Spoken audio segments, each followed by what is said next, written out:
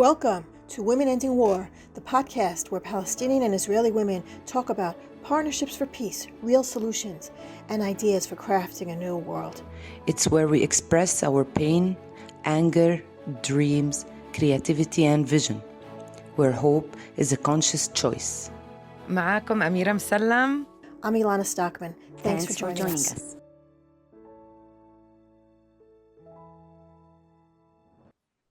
Yeah. Okay. Assalamu alaikum. عليكم السلام. شلوم عليكم إلانا. كيف لرאות אותך? Kif Khalik. Alhamdulillah. So good to see you. Likewise, good to see you. How are you? I'm good. I'm a bit tired. I'm coming from Rishpon in Tel Aviv after like a whole week of intense West Bank training, running around. And today is my first day of rest. So I'm really happy we get to catch up. Oh, me too. Tell me a little bit about the trainings you're doing. So I'm working with an organization called Takaddum. It's a Palestinian organization that is based in Ramallah, with operating in everywhere in the West Bank. And we have designed and delivered 3 types of workshops on embodied leadership and resilience, creating inner safety, mostly targeting women, mothers actually. A lot of them are mothers. And we did that in Nablus, in Ramallah, in Bethlehem. 3 hours, short session, 3-hour session, because we couldn't have more time with mothers and kids and, mother's time frame. But in this 3-hour session, we packed some really very practical self-care and trauma tapping technique tools, just for them to drop into their body and find a way to breathe in between the chaos and the madness that is currently their daily life. And one of the main exercises I give them is heart-centered listening. And it just like, it warms my heart every time to hear the feedback of this woman that, have never really practiced heart-centered listening, have never had someone listening to them from the heart without interruption, without asking questions, without reframing what they say, just like being present with what they share. And then practicing the neutral observer, which for anybody knowing women or Palestinian or Middle Eastern women is really hard. Challenging. To intervene. Jewish women too. No? Yeah. I'm saying really, it's like you want to jump in. Women, like jumping in. We don't realize how much the divine feminine is in the silence. Silence is the mother of truth. This is a sentence I really enjoy repeating from Rumi. Silence is really the mother of truth. So that's what do you mean by that? Like, what does that mean? It means that sometimes words cannot express as much as what silence will tell you if you deeply listen to what the silence of the other person is telling you. And that's what I invite them to practice, actually. It's beautiful. It's beautiful to witness and just heartwarming, Wow, I've never done that.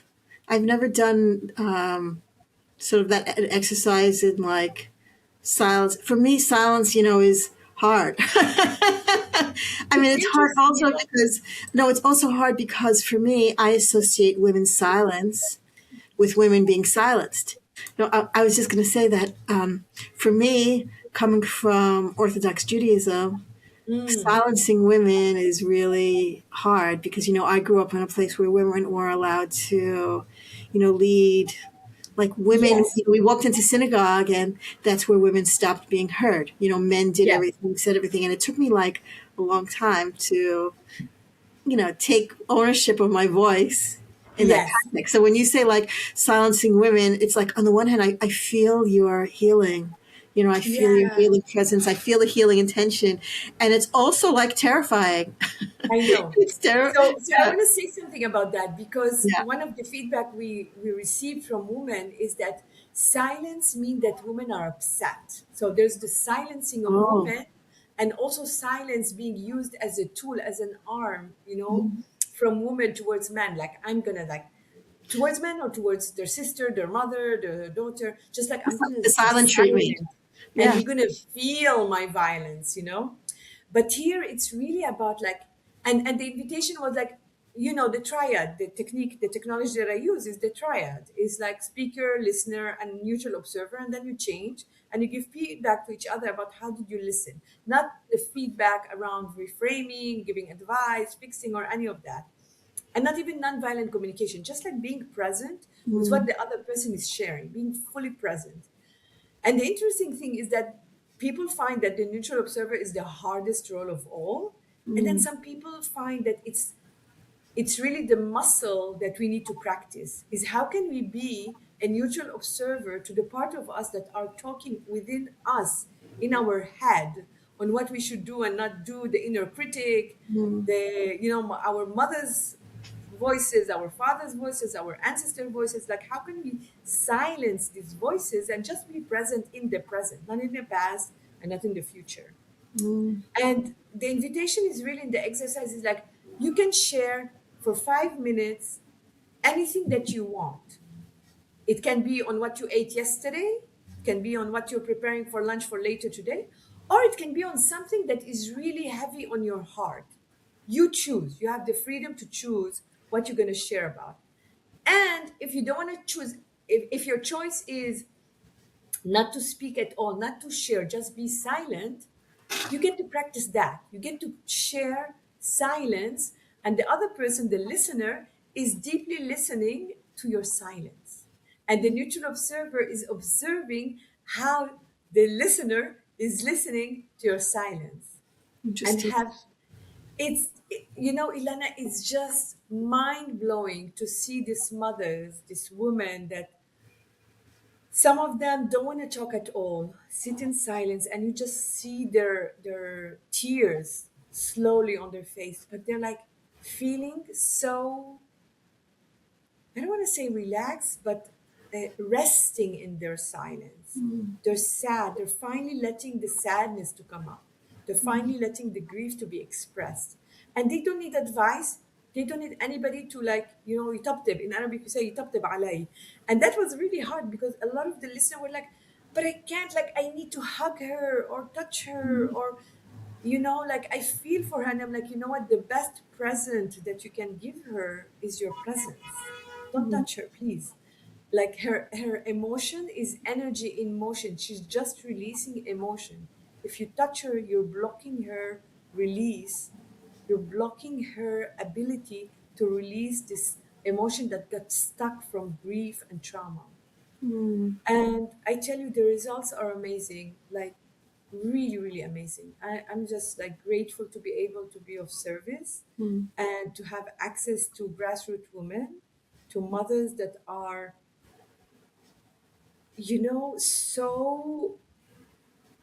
so sad, like beyond sadness, so depressed, so lost, so there's no hope, so feeling so powerless and so hopeless, and yet finding the thread of hope of I can still find in me, in my heart, space to be with me, and that belongs to me. It doesn't belong to anybody else, and nobody can give it to me.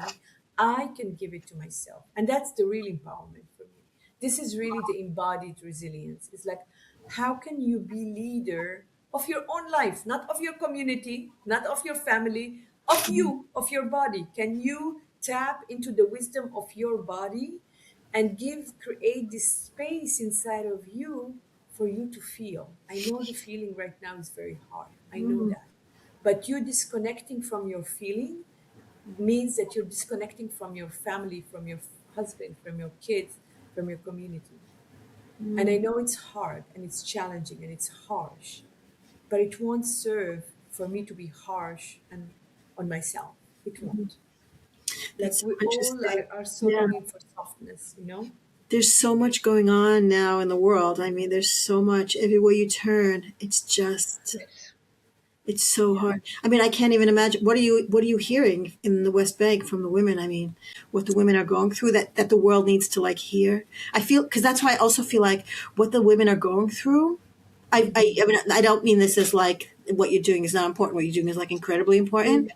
And at the same time, I want the world to hear what they're experiencing. What is it that's making them hopeless? What have they seen? What have they been through? I want to know.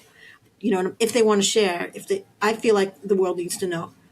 I feel that, a lot of the conversation in the triad turn around what they're going through with their other occupation, with the settler violence, with the death of their family member, with high raise in cancer, in body sickness, in amputation. Like so many are just feeling hopeless. Like it feels like it would never end and nobody cares.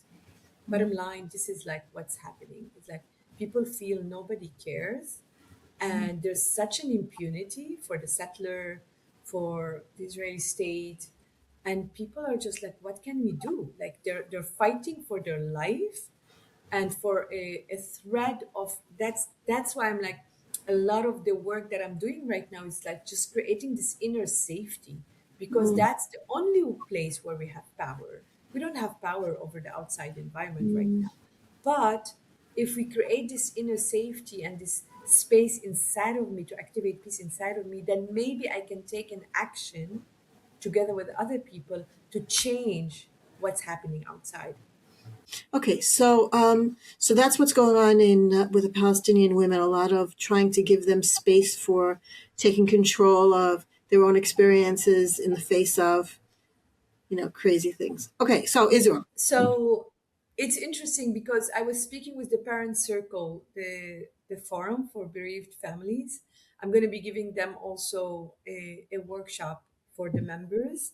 And we were talking about what are the different needs for Palestinian and Israeli. And one, it's very, very clear that for Palestinian women, the main need is self-care and well-being and taking care of themselves and facing the opposition of their family members sometimes about them being member of such an organization, of joint organization.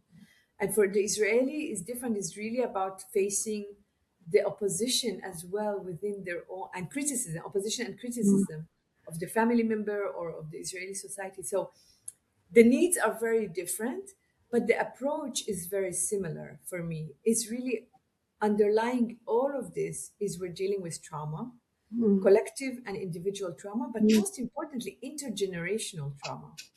And so in Israel as well, we will be doing a workshop. Actually, I'm collaborating with the organization One and One Whole Piece with Dalit Eliyahu and Kumo of Yonatan Shimais, I think his name. We're going to be doing a training on how can we engage together as one, bringing the leadership, bringing embodied resilience into the leadership in the Israeli society as well. And I'm going to be facilitating a day workshop for the Forum 1325 for Women, Peace and Yes. Security that you are Yes. a member of. Yes. And again, the idea here is how can women step into leadership from a place of embodied resilience, from a place of inner safety, where we're understanding that the perception of safety is not actually like I can have all the safety and security outside that I want. If I don't feel safe inside, it doesn't mean anything. Like everything outside doesn't mean anything.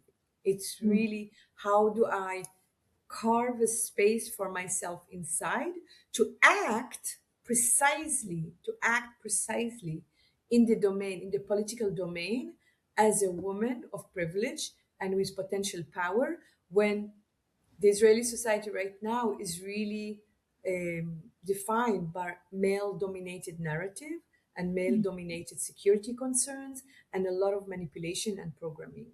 And so, we've had so many discussion in the forum, and I think you were part of that as well. Is like photos of only photos of only men on the negotiation table. It's just outrageous. Outrageous. That in The 2026. government, well, everywhere you see all these, It's all crazy. male, crazy. Yeah. And also in the upcoming elections, there isn't a single party being run by a I woman. know. So every time Yeah. they do a poll in Israel about where you're going to vote, it's just a polling of men. It's, 10 or 15 men. Which of these 10 or 15 men are you going to vote for? And it's just, Crazy. It's just sorry crazy. to interrupt you. Yeah. Yeah. Yeah. Yeah.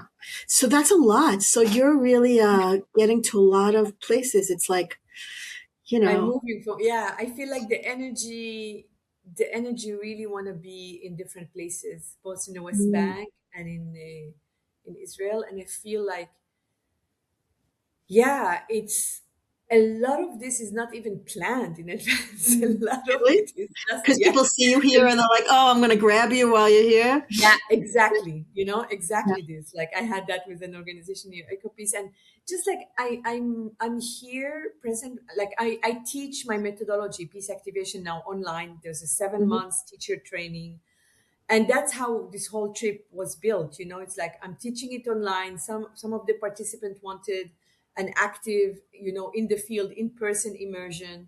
So I came here to do that with one of the participants from Takaddum, Wissam, and then another participant, Yael, and like different people asked me for similar things the same period. And a lot of it is around in-person embodied resilience, embodied leadership. How do we actually use the tools that we're learning in online around conflict transformation, around spiritual psychology, around trauma informed leadership, around embodied feminine leadership, embodied feminine wisdom. How do you actually practice that in the field? Mm. How do we move from theory and mind into practical operational action in the field? And so That's that's what I fantastic. came to do. It's so, Palestinians and Israelis also are definitely in a space of processing trauma. Mhm. And, so often when people are in Yeah. that the trauma and the fear, I hear with my kids also like a lot of fear about the Mhm. future. And their reality is so like twisted, Yeah. And so that fear we know can take people to places of, anger Yeah. and bias And and violence. and violence. That Exactly. That fear, that, what can that lead to fear will violence. lead to violence. Yes. And this is a conversation I have with people a lot, how to not do that. Yeah. How to, like I'm not I'm not as, skilled with, and I don't have those skills, but I know I have these conversations with people all the time about Mhm. how to not take your trauma, how to not let it bring And you to a impose it place to of violence. yeah. I Yeah, think we how to should do do something. our 7 months teacher training, Ilana. Maybe I will. Because I Last year think I did NVC. We know this. Yeah, last yeah, year I did an I know, NVC yeah, too. but it's not the same. I know people Not the speak same. about NVC. I love NVC. I think NVC is the first step. But Mhm. moving from nonviolent communication to heart-centered communication Mhm. is a completely different level. Completely different And thing. also sitting with your own holding space for yourself while you're triggered and being able to listen to the other without the attempt to reframe, rephrase, ask question, all of this, and really just be present. Yes, I am triggered, and yes, I disagree with you, and Mhm. yes, I can still listen. This is the key. I That's the can whole still, thing. I mean, this is everything. This yeah, is absolutely everything. yeah, This is exactly what we all need. I mean, it's exactly what yes. we all need. Is learning how not to do that. And You know. how to be present. I feel like one of the main challenges in Nablus yesterday. I was like, we don't have much time. I asked people actually not to put their phone aside and to turn them off. It is so hard for people to do that, and also to just realize that they cannot just like this reflex of going to your phone and suddenly you have to be present. Mhm. Like it is one of the most challenging exercise ever. So Can you interesting. drop your phone and be present with me? Like peace activation is founded on one main thing, or actually two: heart-centered listening and presence. Mm. Embodiment. This is actually the third one, embodiment. Like, can I be present with you right now here without checking my phone and planning on what I'm going to be doing later or thinking about what I did yesterday? The phone is Everything like has to be this now.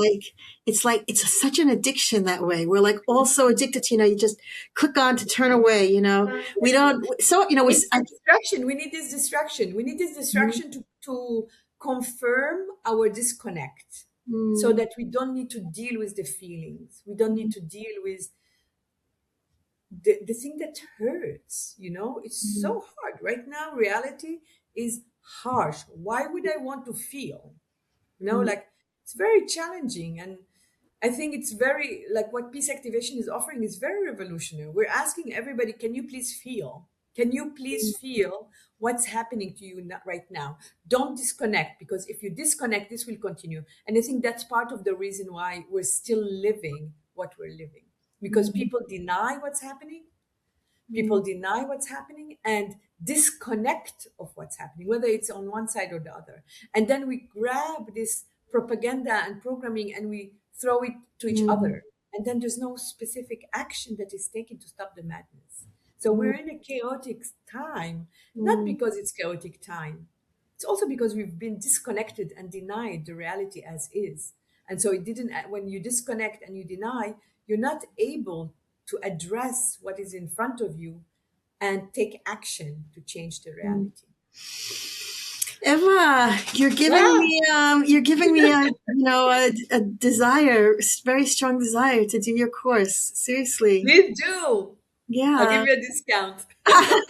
I do really feel like this is everything. Like in my conversations with people, it's that thing of because we all there's trauma every single day, multiple Yes. traumas every single day. And if you have like an open heart, if you're observing Yeah. the world, it's very overwhelming. It's very, yeah. Last week course was about peace as capacity. People think that peace is a process, or peace is something that we negotiate, or peace is something we go towards. But what I'm teaching is like peace is a capacity. It's the capacity of your nervous system to accept that there can be peace, that peace is available to me right now, here and now, and I'm able to be present with my emotion. So peace is not the absence of conflict. There is conflict. Conflict is something that is natural, neutral, and necessary. However, the way I'm going to deal with the conflict will determine the outcome. Right. And that's the main thing. That's the main teaching in conflict transformation pillar. But then there's also the heart-centered listening. There's the loving essence. There's compassionate self-forgiveness. There's like 33 skills in spiritual psychology that we teach. And then you have the trauma-informed leadership. It's like, what is trauma? We're using trauma as a weapon against each other. We're not using trauma to really heal. We're using trauma as an excuse not to take responsibility for what we're creating. And this Interesting. is not okay. And then we're using trauma to disconnect from our feeling, but also to disconnect from nature. We're talking about the people that are dying here and there, and like the destruction of nature here is just mind-blowing. All the olive trees that are being cut, like all the land that is being grabbed and all the destruction. Who is talking about the land? We're fighting over land, and in the process we're killing her slowly, and it's not softly. And that's the last pillar. Gaza is even worse, by the way. Oh my God. Gaza is like, oh my God, it's just. Of course, it's just Gaza is wiped out on purpose. Yeah. On purpose, because there's a plan to create something else there, and it's just like heartbreaking. Yeah. And so nature as our mother earth is being, along with the human toll in this conflict, all of it is all interconnected. And so in this course, and it's not, I'm not the only one teaching in the course. There's Fabrice is doing somatic integration with how do we connect trauma in the body and how do we release. We have a trauma expert, Christine Hall. She's an amazing teacher of emotional first aid technique, trauma tapping technique that I've actually learned from her. Dalita Liao is joining also on the spiritual psychology side. So I've really woven around different expertise and different content that have supported me in my own journey, and that now I'm delivering on like a plateau for people to experience and see what fits. And the key is Amazing. Yeah, the key Um, element is actually every person needs to come with their own project and see how peace activation methodology is applicable in their Interesting. own project. And then they get mentored, and it's kind of like the diploma that I did in at the Sorbonne in, like, I don't know, 30 years ago when I studied international administration. We had to have a project, and my project was to work within a international organization in UNESCO, and it really provided me with the practical tool to do that. And so that's the same methodology I'm using right now with the peace activation course. Coming full circle. Yes, totally. Full And circle. also lots of new things. You have so many new things happening. I could tell from your haircut that you have lots of new things happening. Totally. Because I cut my hair, like, this is so interesting because for me, for me, I think hair is power and memory. Interesting. And when I lost my eyesight, I stopped cutting my hair. And Oh, when I published my book, Dancing in the Dark, in October 25, that was the moment I'm like, okay, I'm ready to cut my hair. And what I wanted to oh, do, I wanted to shave my head, actually, because really? just like removing, yeah, I just felt like I need a clean head. And my son was like, Mom, can you please be normal and just have a head? How many times do our kids say, Mom, can you just please be normal? I mean, I know. And I'm like, I fought all my life not to be normal. Why are you asking me to be normal now? They're going to succeed where my mom failed. They're going to get me back to normal. Anyway, so well, I just had a haircut instead of shaving my head. And I'm you pretty look happy with it. beautiful. Yeah. You look beautiful, and it sounds amazing, all the things you're doing. Thank And you. we're going to get together in a couple of days to go to Masafariata, hopefully.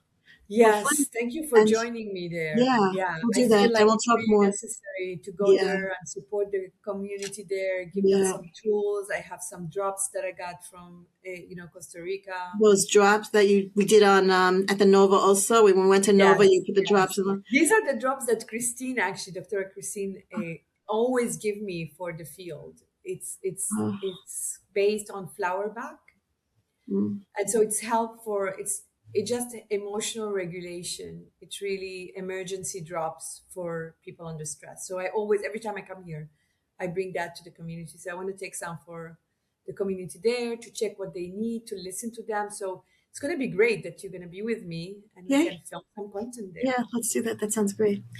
All right, Ava, my beautiful friend. We'll see you in a Thank couple of you, days. Lana. Thank you Yes. so much. Okay. Have a wonderful evening. Bye You bye. too. Thanks for listening to Women Ending War. If you want to help create change, you should join us. Subscribe, like, comment, or share. Tell your friends about us. Talk about it. Be part of the solution. Thanks and see you next time.